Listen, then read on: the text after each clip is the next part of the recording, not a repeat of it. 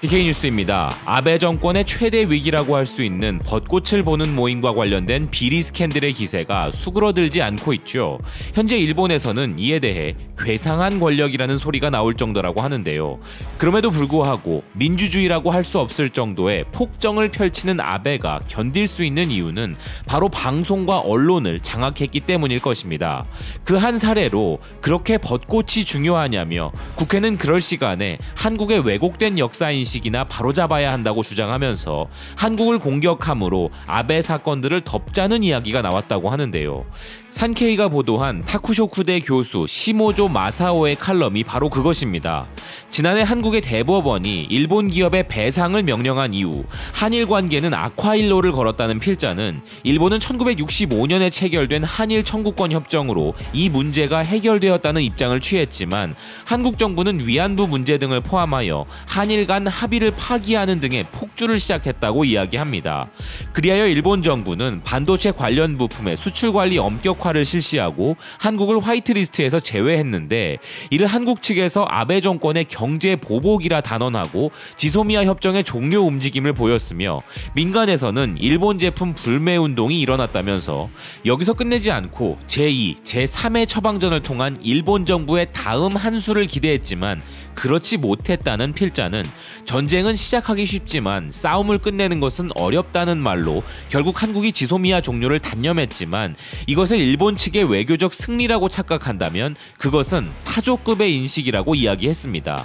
그러면서 필자는 결국 한일 갈등의 쟁점은 지소미아가 아니라 강제징용 문제와 독도 문제에서 비롯된 한국 측의 역사 인식에 있는 것이라며, 일본이 싸워야 할 것은 한국 측의 왜곡된 역사 인식이라는 아나무인의 주장을 펼쳤는데요. 강제징용 판결 문제도 기본적인 사실관계를 파악하면 한국 측의 역사 인식과 밀접하게 관련되어 있으며, 이 소송에서 재판을 받고 있는 것은 일본의 한반도 침탈과 강제 동원이라는 과거사에 대한 문제라고 필자는 주장합니다. 또한 필자는 강제징용 문제는 일본을 재단하는 수단일 뿐이고 그것은 원고들의 양력을 읽어보면 자명하게 드러난다면서, 이 사건의 원고들은 일본 정부가 1944년 9월 국민징용령을 조선으로 확대함으로 인해 징용된 사람들이 아니기 때문이라는데요. 이들 모두가 그 이전에 일본으로 건너간 모집공의 범주에 들어간다는 일방적 주장을 이어갔습니다. 그러면서 본래 이 원고들은 일본 기업이 아니라 한국 정부를 고소했어야 했는데, 그 이유는 1965년에 한일 청구권 협정 당시 일본 정부와의 협상을 통해 받은 보상금을 한국 정부가 개별적으로 지급하기로 되어 있었기 때문이라며, 필자는 소송의 기본적인 부분도 전혀 파악하지 못한 수준 낮은 주장을 해댔는데요. 한국 대법원에서는 일본 기업들의 행위가 불법적인 식민지 지배 및 침략전쟁 수행과 직결된 반인도적인 불법 행위였다는 이유로 일본 기업들로부터 정신적 위자료를 요구하고 있는 것인데, 한국 내에서 일본 제품 불매 운동의 대상이 된 일본 기업들이 전범 기업으로 몰리는 이유도 여기에 있다고 주장했습니다. 필자는 이런 한국 국내 정서에 대해 일본 정부가 선택해야 할 다음 수단은 한국 측과의 역사전을 펼치고 그 속에서 역사적 사실을 밝혀나가는 것이라며, 일본이 문제 삼아야 할 것은 역사를 통해 한국이 일본을 재단하는 것이라고 이야기했는데요.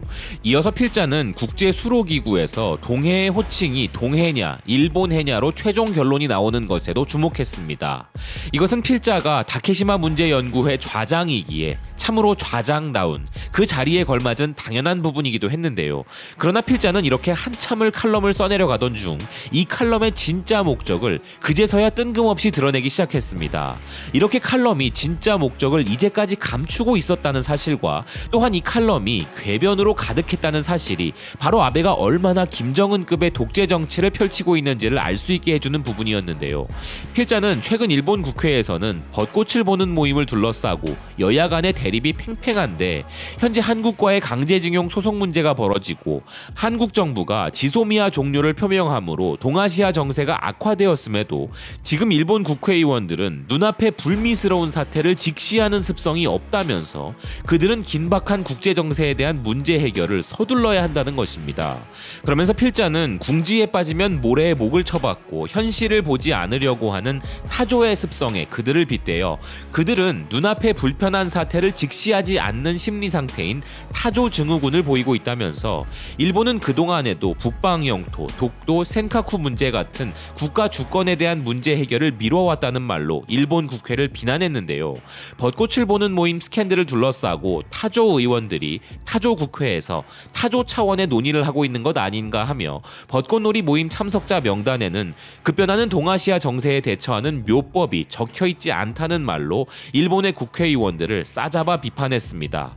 즉 필자가 하고 싶은 말은 이제 아베 좀 그만 때리라는 것인데요. 지금까지 아베는 걸핏하면 자신의 정치적 야욕을 위해 한국을 희생양 삼기를 일삼아 왔다는 것을 우리는 모두 잘 알고 있습니다.